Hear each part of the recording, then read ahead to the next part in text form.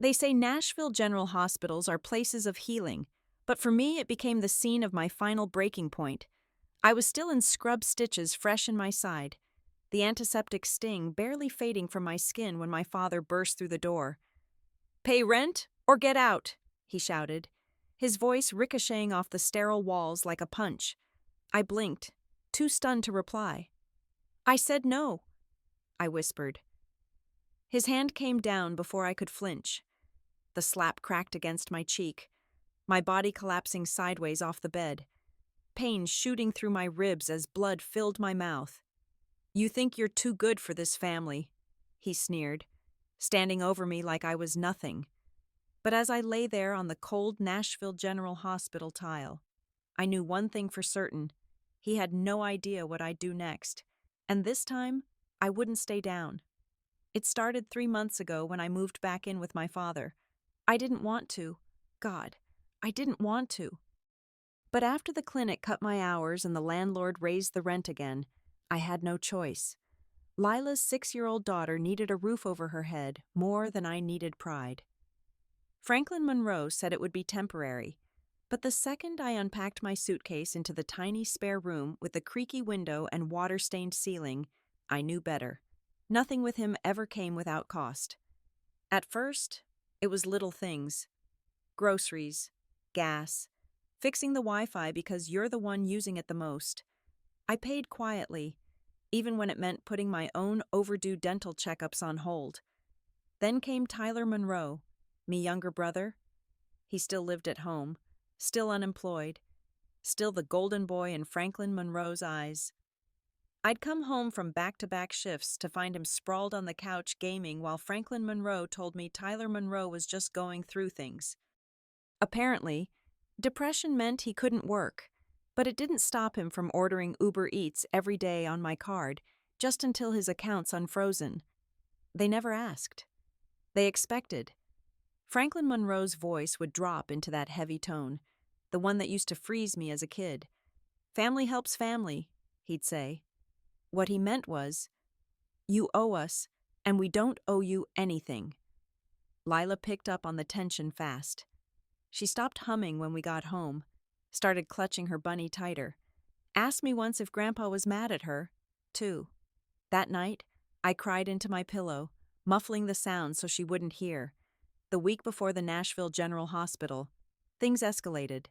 Tyler Monroe had run up another credit card bill, this one from some crypto mentorship, and Franklin Monroe told me flat out I needed to cover it. "Don't act like you can't," he growled. "You're working double shifts now. I'm saving for Di's inhaler refills," I said quietly. His jaw tightened. "What's more important?" he snapped. "Her lungs or your brother's future?" That was when I realized how far gone they were. The day of the accident, I was headed home after a brutal overnight shift. Rain slicked the roads.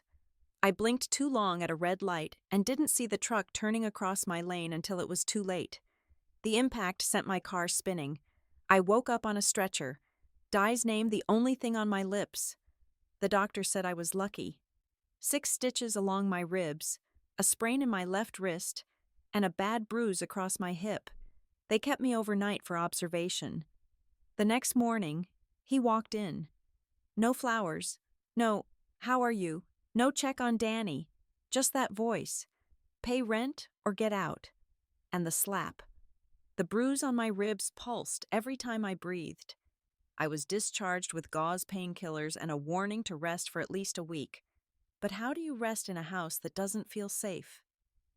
When I got back, Franklin Monroe was in the kitchen like nothing had happened. He didn't mention the slap, didn't acknowledge the bandage under my shirt. He just asked if I'd remembered to transfer this month's utilities. "Your room uses the most heat," he said casually, sipping his coffee. "And that kid of yours leaves the lights on all the time." I swallowed the lump in my throat and nodded. That night, I sat on the edge of Lila's bed while she slept, tracing the pale line of a healing scar on her cheek from a playground fall weeks ago. I remember how I'd panic back then, but now, my own pain didn't even matter to the people I called family. The next morning, a letter was slid under my door. Not a note, A typed letter. Effective immediately. Rent will increase by 200 month due to additional strain on household income. Payment expected by Friday. Signed House Management G. Monroe. I laughed, not out of humor, but because if I didn't, I'd scream. I texted my Franklin Monroe asking if this was some kind of joke. His response came instantly. You live under my roof. You pay what I say. That's how adulthood works. 2 days later. Tyler Monroe knocked on my door without looking me in the eye. Hey, Franklin Monroe said you'd help cover my car insurance this month. I blinked. Your car hasn't moved in weeks. He shrugged. Still got to keep it running. It was like I was the family's ATM. No PIN required. Even Danny noticed. Mommy, she whispered one night as we brushed teeth together. Why does Grandpa only talk nice when you give him money? I couldn't answer her. My throat closed too tightly. But something inside me shifted the next day. Brianna Cole, me best friend from nursing school, came by with groceries in a soft blanket. She asked why I hadn't answered her calls. I told her everything, tears spilling before I could stop them. She listened without interrupting, then said, Marley Quinn, you know your mom left you something, right? I froze. She reached into her purse and pulled out an old key. I've been holding this since your mom passed. She said to give it to you when things got too much. My hands trembled as I took the key. It was time to find out what Mom had left behind and if it could finally help me break free. The key was old brass with a tiny M engraved near the base. I stared at it for hours that night, holding it in my palm like it might whisper the next step. Lila had fallen asleep, curled beside me, Bunny tucked under her chin, unaware that something had shifted. My mom had passed 3 years ago. Ovarian cancer. Quiet, quick, unfair. She and my Franklin Monroe had divorced long before that, but she never remarried. She lived simply in a small craftsman house left to her by her father. I hadn't been back there since the funeral. Now I had the key to something she didn't trust anyone else with, not even me until now. The next morning, I packed a thermos of tea, dropped Lila at school, and drove out to the house. It sat on the corner of Ash and Hamilton. The porch slightly tilted wind chimes still hanging by the door like they had during childhood summers. Inside it smelled like old books and lavender. I wandered through slowly her old rocking chair, a half-finished quilt folded over the arm. Dust danced in the light. Nothing looked particularly secret until I got to her bedroom. The closet near the back was an old filing cabinet. I'd seen it 100 times as a kid. Always locked, always off limits. I pulled the key from my pocket. My fingers shook slightly. Click. The drawer rolled open with a metallic groan. Inside were labeled folders neatly stacked. Titles like Property East Oak Bank. Trust account letters to J. I reached for the last one. It contained 3 things. A notarized letter naming me as the sole beneficiary of her father's estate. A deed for the property we were currently living in Franklin Monroe's house. A short handwritten note. If you're reading this, it means you've endured far more than I ever wanted for you. They will take until nothing is left. This house is yours now. Use it. Protect Danny. And never let guilt be the leash that binds you. Love, Mom. My knees buckled. I sat on the floor clutching the papers to my chest.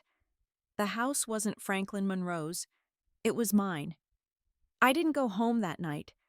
I stayed at Brianna Cole's. Lila was thrilled to have a sleepover with her godmother, and I finally slept a full night for the first time in months. When I woke up, I knew exactly what I needed to do. This time, I wouldn't just survive. I'd take back what was already mine. When I walked back into the house, the air felt heavier than usual. Franklin Monroe was at the kitchen table scribbling something on a napkin, probably another version of his household budget, which always ended with me owing more than I had. Tyler Monroe was on the couch, gaming headset, on a bowl of cereal, perched on his stomach like a lazy badge of honor. Neither of them looked up. "Where were you?" Franklin Monroe finally muttered without turning.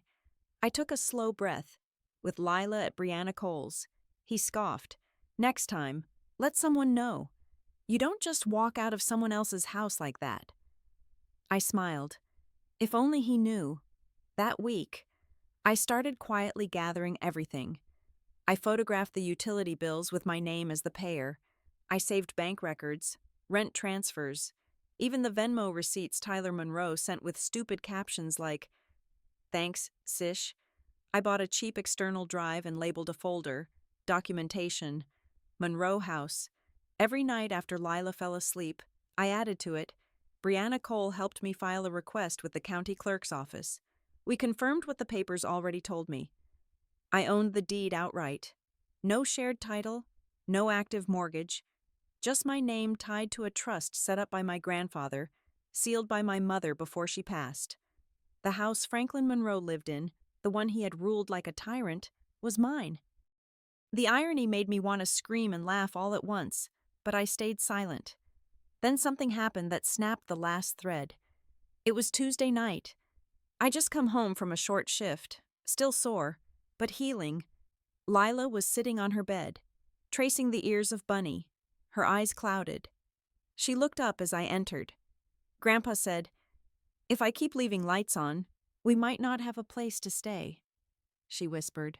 My heart cracked. He was threatening her now. I knelt down, brushing her hair back. "This is our home, baby," I said gently, "and no one can take it away." She didn't nod. She just curled tighter into herself. That night, I recorded a video on my phone. I looked straight into the camera, my voice steady. I detailed everything: the slap at the Nashville General Hospital, the rent demands, the emotional abuse, the manipulation. I attached clips of Tyler Monroe bragging on his live stream about not having to pay a dime because Sis covers everything. I labeled the file just in case for Lila. I wasn't scared anymore. I was prepared. 2 days later, I called the same attorney who had helped me with Mom's funeral estate filings. When I told him the situation, he didn't hesitate. "You have every legal right to file for eviction," he said. "And given the abuse, you may also qualify for a protection order."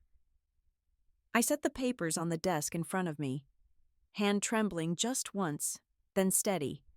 For the record, I said to him, voice calm, "I'm not doing this out of anger." He looked up. Then why I smiled? Because I'm done paying for silence. I waited until Saturday morning. The house was quiet, the sun not quite fully up. Danny was still asleep, curled in a blanket on the couch after a movie night. I made coffee like any other day, letting the rhythm soothe me grind. Poor breathe. But inside, everything throbbed with clarity. Franklin Monroe came into the kitchen, rubbing his jaw. "Where's the rent?" he asked, like it was a greeting. I set my mug down. "I'm not paying rent anymore." He froze, turned slowly. "What did you just say?" I met his eyes. I said, "No again." The room went still. "Is this about the Nashville General Hospital?" he said, laughing dryly. "You think I owe you something for that? You wouldn't even be alive if it weren't for this roof." "You mean the roof I own," I said, quiet and calm. For a second, I saw it. The shift. The flicker of panic behind his eyes before it turned to fury. "You ungrateful little." He started stepping forward. I held up a folder. Deed. Trust documents. Tax records. All in my name. Tyler Monroe shuffled in blur-eyed, shirtless, holding a cereal bowl. "What's going on?" "She's saying she owns the house now." Franklin Monroe spat, trying to pull rank. "You believe this?" Tyler Monroe blinked, then scoffed. "You please? You couldn't manage an apartment lease. Let alone." I turned to him.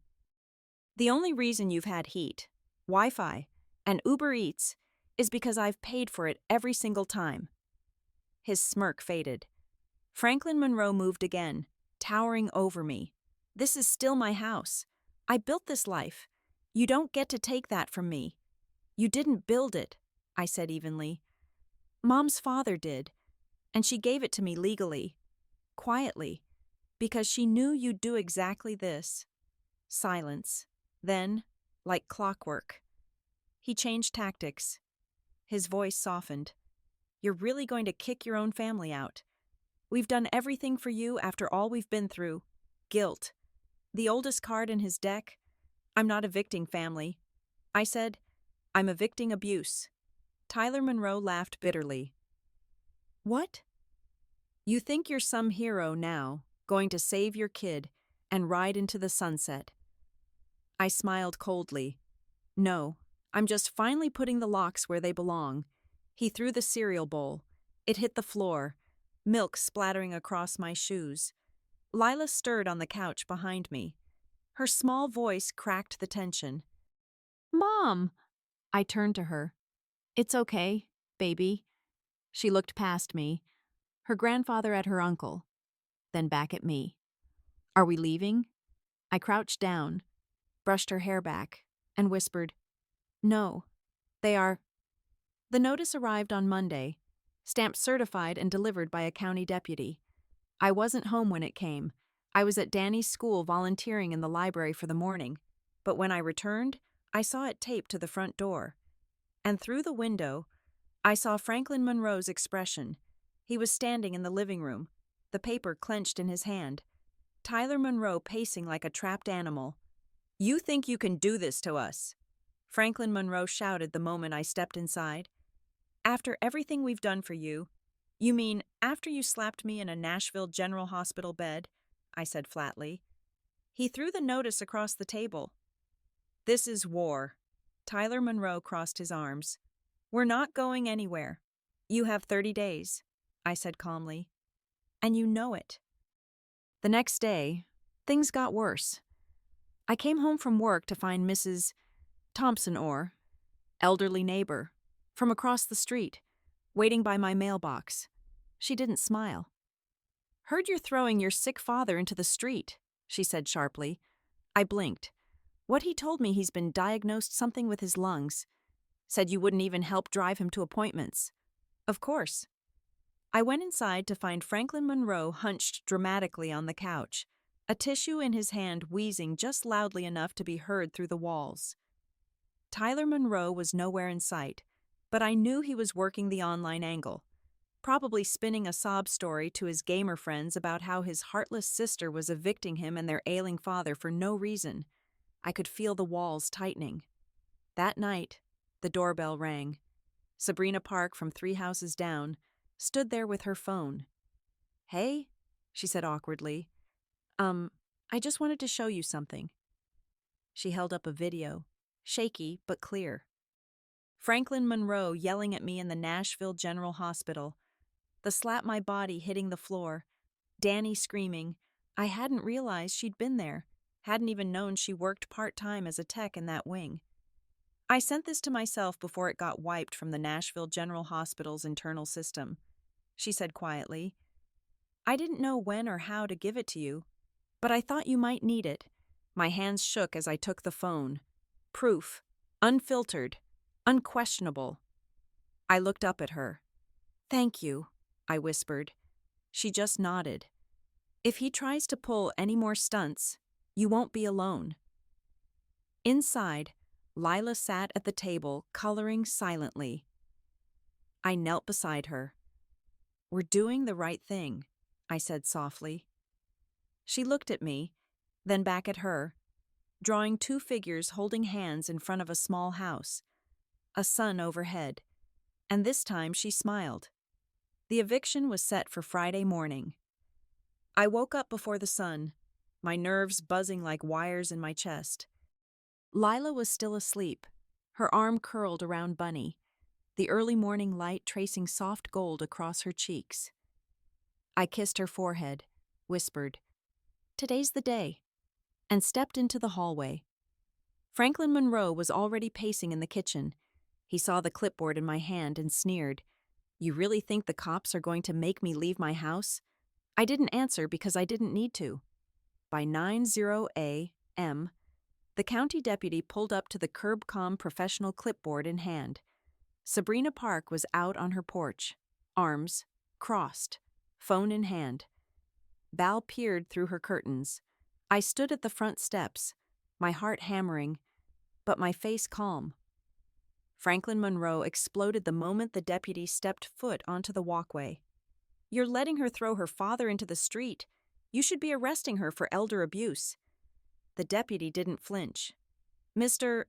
Monroe, this is a lawful eviction. You've been served. Today is the deadline. You are required to vacate the premises." Tyler Monroe appeared behind him, hair a mess, hoodie half-zipped. "You're making a huge mistake. Marley, no one's going to believe you." I held up a flash drive. "They already do." I plugged it into the deputy's tablet. He watched for a few moments. The slap, the scream, the video Sabrina Park had recovered, and nodded. "That's more than enough." Franklin Monroe stepped forward, but the deputy blocked him. "Sir, if you continue to escalate, you'll be detained." Tyler Monroe glared at me. "You think this is justice? This is revenge." "No, I said this is freedom." Neighbors had started to gather curious eyes from porches and sidewalks. Mrs. Thompson finally stepped out of her house, her arms folded. "You could have worked this out quietly, Marley Quinn," she said coldly. "Family isn't something you throw away." I met her gaze. Family doesn't slap you in front of your child while you're bleeding in a Nashville General Hospital bed. Silence. Someone across the street muttered, "Wait, what?" I stepped up onto the porch, papers in hand. "This house was left to me by my mother. My grandfather owned it. My name is on the deed. And for years, I paid for this entire household while being insulted, ignored, and physically assaulted. That ends today." Franklin Monroe looked around, chest-heaving eyes, searching for sympathy. None came. He pointed at Lila, who now stood beside me. "You're ruining her life." And then Lila spoke. Her voice was soft, but it pierced the morning like a bell. "You hurt my mom. That's what ruined it." Franklin Monroe opened his mouth, but no sound came out. Tyler Monroe stared at her like she was a ghost, and for the first time, I saw at the moment they realized they had lost not just the house, but control. The deputy handed me a final form confirming possession. "Ma'am," he said, "the property is yours, uncontested." Franklin Monroe's shoulders slumped. Tyler Monroe dropped his duffel on the porch. They were out. The house was ours. As they walked down the steps, Franklin Monroe turned one last time. "You'll regret this." I looked at him, really looked at him, and said, "No, I regret letting it go on this long." Lila reached for my hand as we closed the front door behind us. She looked up. "We're safe now." I bent down, kissed her forehead. "Yes, baby, we are." We moved 2 weeks later. I didn't want to stay in the house, even if it was legally mine. The walls still echoed with shouting. The floorboards still creaked with memories I didn't want to relive. So I sold it quietly without ceremony and used the money for a small rental cottage across Nashville. It wasn't fancy. 2 bedrooms, a tiny porch, lavender bushes out front, but it was ours. Lila picked her room instantly, the one with the window facing east, so the morning sun could wake Bunny first. I let her choose the paint color pale sky blue. Every night she slept deeply now. No more midnight flinches. No more whimpers through dreams, just the steady rise and fall of peace. I started therapy for the first time. I spoke out loud the things I had only whispered in shame, the guilt, the years of giving, the fear of not being enough. And slowly, like pulling thorns from skin, I began to heal. Brianna Cole came by often, usually with coffee or pie. Sometimes we just sat in silence while Lila painted in the corner. "You're different now," Brianna Cole said one evening, watching me from across the table. "I'm lighter." I replied like I stopped carrying bricks I thought were mine. One Sunday morning, Lila stood beside me on the porch, brushing Bunny's ears with a toothbrush. She looked up, her hair catching the breeze. "Mommy," she said, "do you think Bunny's proud of us?" I smiled. I think Bunny always knew we were stronger than we believed. She leaned into me, small and warm, her hands slipping into mine. The lavender swayed gently in the breeze. The sky was soft, no longer heavy. And for the first time in years, I didn't feel like I was surviving. I felt like we were finally living,